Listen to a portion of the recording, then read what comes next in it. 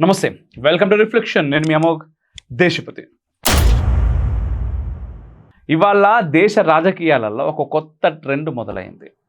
హిందువులను మాటతో అవమానిస్తూ దెబ్బతీయాలి అనే వ్యూహం. అదే వ్యూహాన్ని ఆచరణలో పెట్టే పాత్రలో ఇప్పుడు ఒక కొత్త పేరు బయటకు వచ్చింది ఈ కొద్ది రోజుల నుంచి. ఆయన్నే Congress leader, Christian community background కలిగిన ఒక పెద్ద ఆయన. ఆ పెద్ద ఆయన పేరు నేను చెప్తా, కొన్ని విషయాలు చెప్తే మీకే అర్థమైపోతాయి ఆయన ఎవరో అని. ఒకసారి గమనించుర్రి. గుడి కట్టడం మీద ఇది వివక్ష అంటూ కోర్టుల వరకు పోయినప్పుడు ఈయన హిందువుల భావాలు పరిగణలోకి తీసుకోలేదు. అలాగే దేవుణ్ణి నమ్మను అని చెప్పిన రాజమౌళిని సపోర్ట్ చేసినప్పుడు కూడా హిందువుల మనోభావాల సంగతి గాలికి వదిలేసిండు. ఇక్కడ మనం రాజమౌళి గారి గురించి ఓ మాట మాట్లాడుకోవాలి. బేసిక్గా గత కొన్ని రోజుల నుంచి అందరూ వీడియోలు చేస్తూనే ఉన్నారు, రాజమౌళి దేవుణ్ణి నమ్మ అన్నాడు అది ఇదని చెప్పేసి. ఎవరి అభిప్రాయాలు వాళ్ళు చెప్తా ఉన్నారు. నిజంగానే ఆ రోజు ఆయన చెప్పింది ఖచ్చితంగా తప్పే, దానిలో సందేహమే లేదు. ఎందుకంటే గతంలో అంటే దేవుణ్ణి నమ్మ అని చెప్పిండు, ఓకే, వాళ్ళ భార్య నమ్ముతుంది, వాళ్ళ నాన్న నమ్ముతాడు, వాళ్ళ గురించి మాట్లాడారు, వాళ్ళు నమ్ముతా అన్నారు. మరి దేవుడు ఎన్నుకుండి, హనుమంతుడు ఎన్నుకుండి నడిపిస్తా అంటే ఇదేనా నడిపించుడు అని చెప్పేసి. బేసిక్గా మనుషుల్లోనే ఒక నైజం అండి, మనుషుల్లో ఒక నైజం ఉంటుంది. ఏంటంటే ఏదైనా గొప్పగా చేస్తే క్రెడిట్ మనది, అది కురిసిపోయింది అనుకోర్రి, మొత్తం తీసుకుపోయి దేవుని ఖాతాలో పడేస్తాం, దేవుడు ఇట్లా చేసిండి ఏంది అని. అది మానవ నైజం. ఎక్కడనైనా మనం ఏదైనా అద్భుతాన్ని సృష్టించినాం అనుకోండి, మరి భగవంతుడు మనల్ని కర్తగా చేసుకొని ఈ అద్భుతాన్ని నా ద్వారా చేపించిండు అని ఏ కోశాన మనకు అనిపించదు మాట. కానీ బుడుక్కున మనం చేయాలనుకున్నది చేయలేదు, అది ఎవరి తప్పన్నా కానీ. అక్కడ స్క్రీన్లో ఏదో రాలేదు, ఎవరి తప్పు అవుతుంది అసలు? అది టెక్నికల్ టీం తప్పు. ఎంతో కష్టపడ్డారు కావచ్చు, ఏమన్నా చేయొచ్చు, అంతమంది ఉన్నారు, అన్ని కోట్లు ఖర్చు పెడుతున్నారు, ఆ స్క్రీన్ పైన సరైన సమయానికి అది తీసుకెళ్ళలేకపోయారు అన్నప్పుడు ఎవరు తప్పు అవుతుంది? అది ఎవరిని నిందించాలి మనం? వెనకాల హనుమంతుడు ఉంటే ఇట్లా అవుతుందా? వెనకాల హనుమంతుడు ఉన్నాడు కాబట్టి అంత పెద్ద ఈవెంట్ అయినా కూడా ఒక్కడు సావకుండా ఇంటికి పోయారు. ఇంకోడు అంటాడు మీ దేవుడు మీ దేవుడు అంటే ఇమ్మీడియట్గా దేవుడు ఏమన్నా సైకోనా? మిమ్మల్ని ఏమేమో చేసే అన్న? అరే నాయన, దేవుడు అనే మాటకు అర్థం తెలుసుకోవడం కూడా చాలా కష్టం. ఈ చరాచర సృష్టి లోపట మనం మామూలుగా చూస్తే అర్థమవుతుంది మీకు. ఒకసారి మన ఈజీగా గూగుల్ ఉంటుంది కదా, ఈ మొత్తం విశ్వంలో ఎన్ని సూర్యుళ్ళు ఉన్నాయి, ఎన్ని భూమిలు ఉన్నాయి కనుక్కోర్రి. ఈ మొత్తం విశ్వాన్ని నడిపించే నిరాకార రూపుడు ఆ భగవంతుడు. అటువంటి భగవంతుని తెలుసుకోవాలి అని చెప్పేసి మనం ఇంట్లో ఏసీ రూమ్లలో కూర్చొని కాలు మీద కాలు వేసుకొని మాట్లాడుతూ ఉంటాం, మేము నమ్మము, మేము చేయము. మిమ్మల్ని నమ్మమని ఎవరు చెప్పలేదు, కానీ మీరు తీస్తున్న ప్రతి సినిమా ఎవరు చూస్తుంటే హిట్ అవుతున్నది? ఎటువంటి సినిమాలు మీరు తీస్తున్నారు, ఎటువంటి జోనర్స్ మీరు ఎంచుకుంటున్నారు, దానికి ఎటువంటి ఆడియన్స్ వస్తారు, ఎటువంటి ఆడియన్స్ రిపీటెడ్గా వచ్చి డబ్బుల వర్షం మీకు కురిపిస్తున్నారు.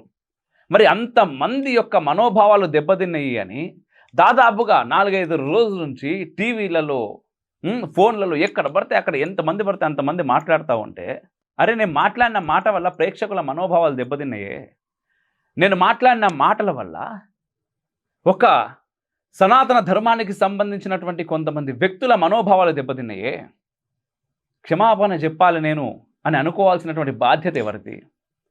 కనీస ఆలోచన చేయాలి కదా. మిగిలిన అన్ని పక్కకు పెట్టు, ఇది సంస్కారానికి సంబంధించిన మాట. దేవుడు ఉన్నాడా, దేవుడు లేడా, నువ్వు నమ్ముతావా నమ్మవా? నువ్వు లేడు అంటే లేకుండా అయిపోడు, నువ్వు నమ్మినంత మాత్రాన వచ్చి నీ ముందు ఇట్లా ప్రత్యక్షం కాడు.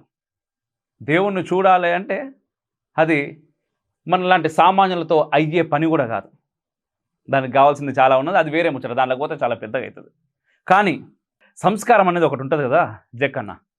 మరి ఆ సంస్కారంతో ముందుకొచ్చి, అరే ఆ రోజు అట్లాంటి ఒక ఆవేశంలా, భావావేశంలా నాకు అది జరిగింది, ఆ మాట టక్కున అన్న, మీరందరూ ఇంత హట్ అవుతారని నేను అనుకోలేదు, నన్ను క్షమించుర్రి, నా మాటల ద్వారా మీరు హట్ అయితే అని ఒక మాట నువ్వు మాట్లాడితే ఎంత మంచిగా ఉంటుండే.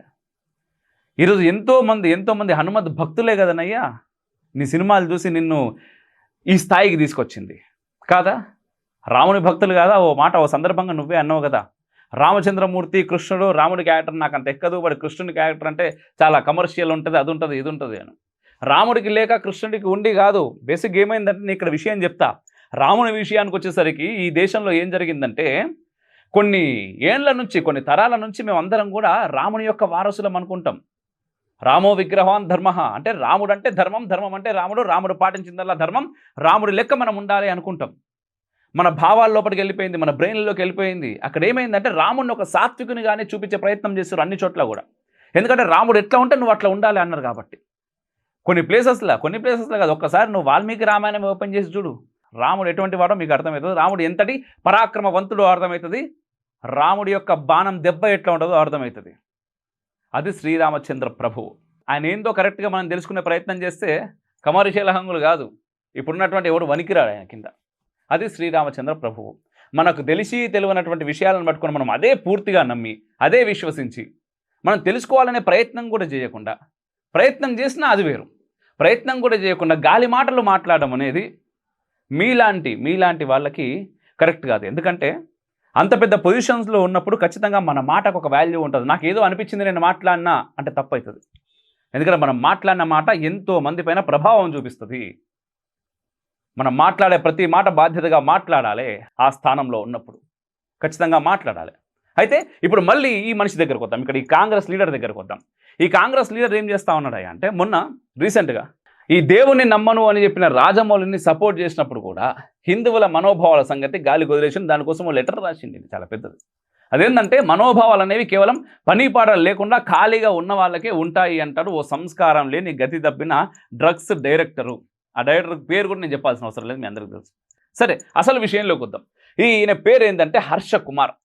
ఈయన తలదూర్చిన రెండు వేరు విషయాలు కాదు, రెండు బాణాలు కూడా లక్ష్యాన్ని ఒక్కదానికి గురిపెట్టినాయి. హిందూ విశ్వాసాలను బలహీనపరచడం, హిందుత్వాన్ని రాజకీయంగా కూల్చివేయడం.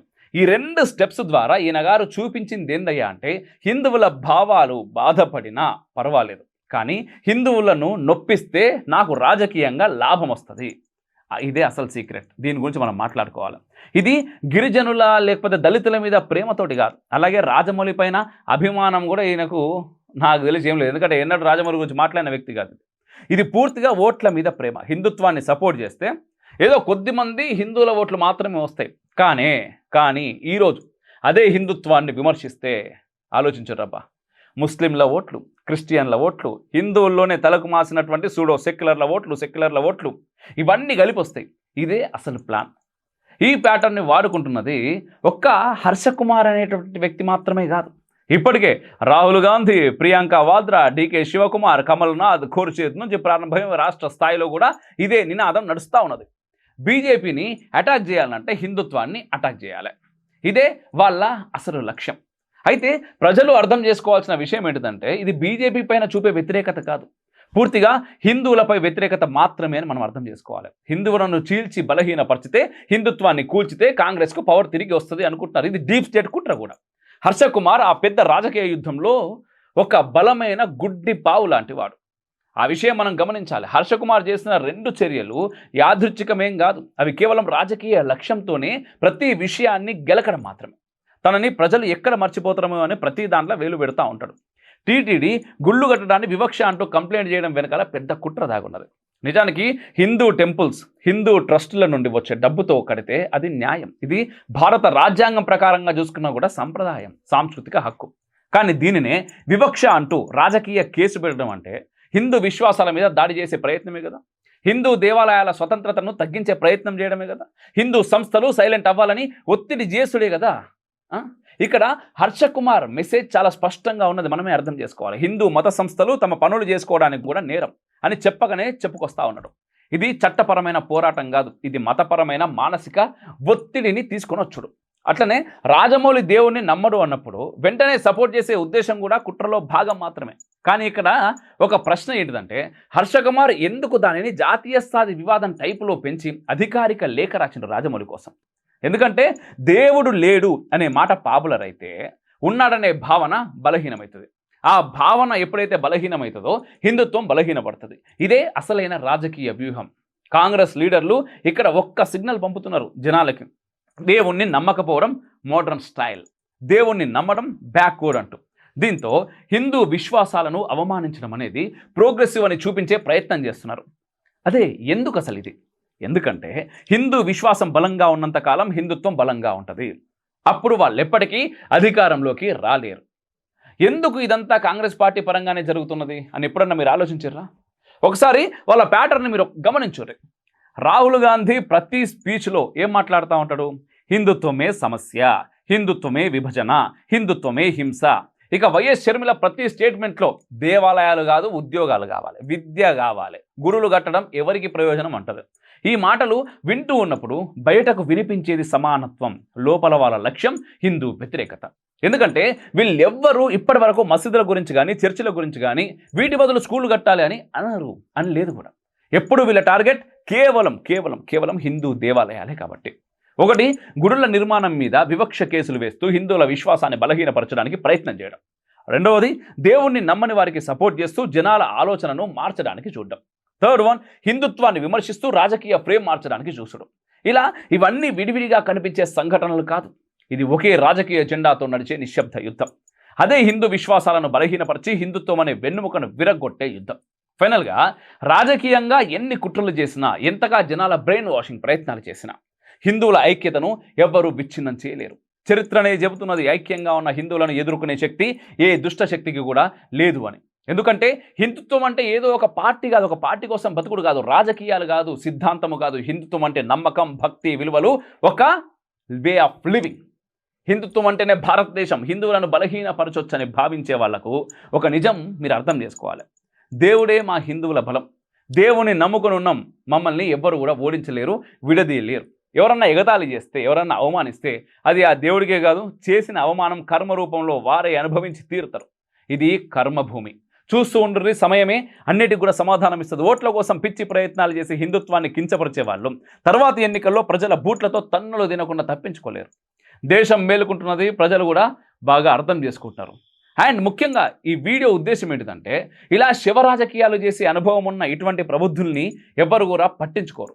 ఈ పిచ్చి ప్రయత్నాలు మానుకుంటే కనీసం చెప్పు దెబ్బలన్నా తప్పించుకునే వాళ్ళు అవుతారు. అట్ ది సేమ్ టైం ఆ ప్రవీణ్ పగడాల అనేటటువంటి వ్యక్తి చనిపోయింది కదా, మద్యం దాగి సమ్ బైక్ యాక్సిడెంట్లో. దానికి సంబంధించి కూడా ఈ హర్షకుమార్ అనే వ్యక్తి ఈరోజు ఒక పోస్ట్ పెట్టిండు. అక్కడ ఉండేటువంటి పోలీసుల గురించని, నాయకుల గురించని, అండ్ హిందువుల గురించని, బత్తాయిలని, అదని ఇదని, పోలీసులను కూడా చాలా లూజ్ టంగ్తో ఏంటి అంటే, మీరందరూ ఏదో ఈ గోల్మాల్ చేసిర్రు, ప్రవీణ్ పగడాల కేసులో ప్రవీణ్ పగడాలకు సంబంధించిన మీటింగ్ ఏదైనా పెడితే అక్కడ ఈ పోలీసులు అందరూ వచ్చి అక్కడ గస్తీ కాస్తారు, చూస్తూ ఉండరు, నేను చూస్తాను అని చెప్పి. ఏం చూసుకొని, ఎవరిని చూసుకొని వీళ్ళకి ఇది ఎవరు ఆలోచించాలి? ఇక్కడ మనం కదా ఆలోచించాల్సింది. భారతీయులం భారతీయులం భారతీయులం. ఇది నిజంగా చెప్పాలంటే చాలా పెద్ద కుట్ర జరుగుతూ ఉంది మన దేశం పైన. డీప్ స్టేట్ అని చాలా సందర్భాల్లో మీరు వింటూ ఉంటారు. దాంట్లో మనం అందరం పావులమవుతున్నాం, మనం అందరం నోటి దూలతోటి పావులమవుతా ఉన్నాం. ఇది ఎవరికి అర్థం కాదు.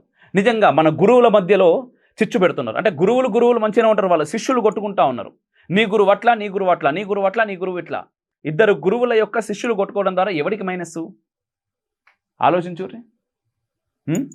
సంఘకు బీజేపీకి మధ్య ఏదో లింక్ పెడుతున్నారు.